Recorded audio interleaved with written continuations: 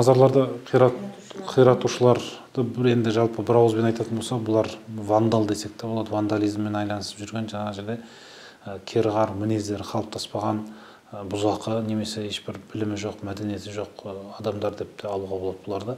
Неге? Өйткені мазар деген бір тек қана адамның жатқан бір жері ғана емес, қабір ғана емес, адам жерленген жер емес, ол сол бір ұлттың, сол бір халықтың және сол бір мемлекеттің бір мәдениеті.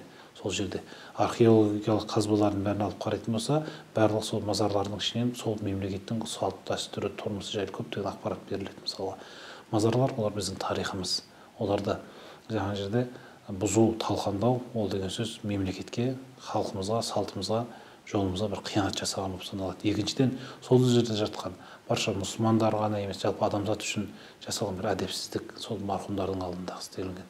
Өйткені адам баласын Алла Тағала бүткіл жаратылыстардың ішінде ең хайырлысы етіп жаратты, ең ұлығы етіп жаратты. Өзімнің халифам деп айтты адам баласын. Ал енді сондай адамдардың жаңа жерде барып қабірін түрлі вандалдық әрекеттер жасау, бұл адамның бір мәдениетсіздігі, ақыл санасының төмендігінің нәтижесі. Бұл ешбір дінде, не Құранда, не хадисте, не ғалымдардың жаңа жерде пәтуаларында бұл нәрселер жоқ, талқандаңдар деген, қиратыңдар деген нәрселер жоқ.